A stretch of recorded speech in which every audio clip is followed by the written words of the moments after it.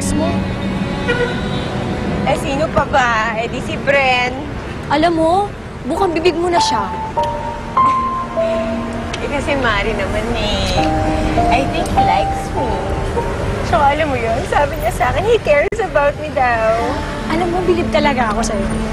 So, anong ibig sabihin nito? Tototohanin mo na ba yan si Bren? Of course.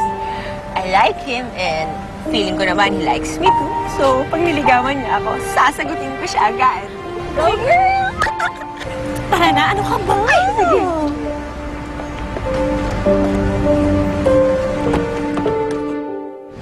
Tama na, anak. Salamat. Sige po. Nakausap ko ng doktor para dun sa operasyon mo, Daniel. Inaayos na rin ni Sir Fabian yung clearance mo. Maraming salamat, Cora. Kung hindi dahil sa inyong dalawa ni Rizzy, magiging bulag na ako habang buhay.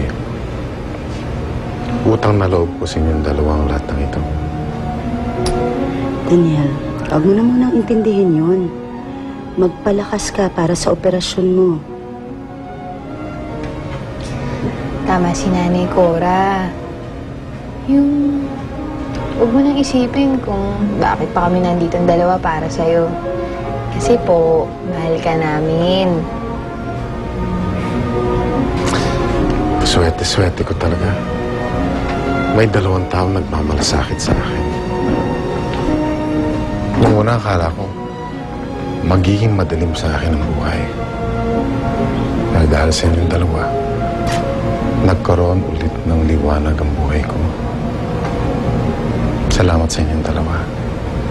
Maraming salamat.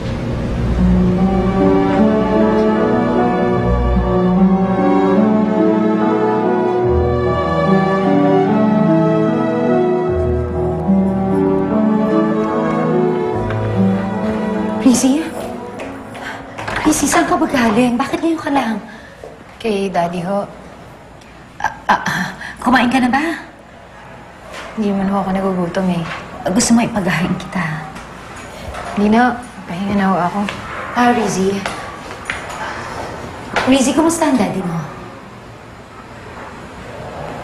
Okay naman ho. Awa ng Diyos. Maoperahan na ho siya. Talaga?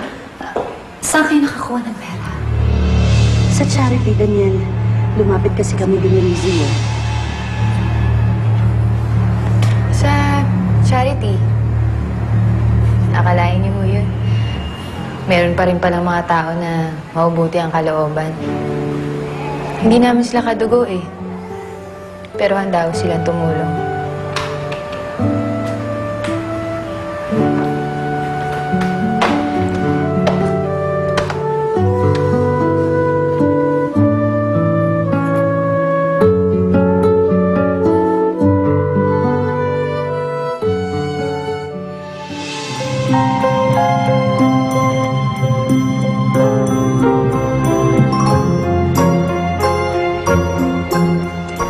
Ready ka na, Daniel? Opo, Doc. Doctor, start to sedate him.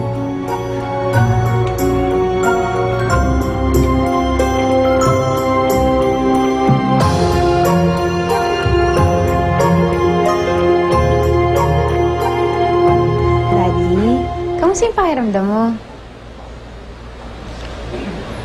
Medyo mahapdi-hapdi pa ang mata ko eh.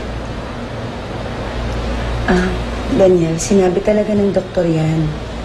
Meron nga tayong ipapatak na gamot sa mata mo eh, para mabawasan ang panghapdi. Sana maging matagumpay ang operasyon ko.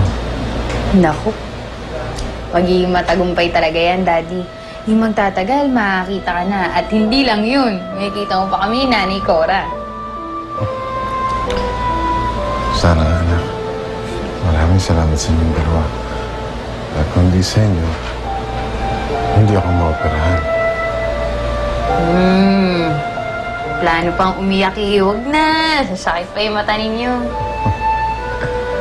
Sige, hindi na ako iyak. Daddy, love you.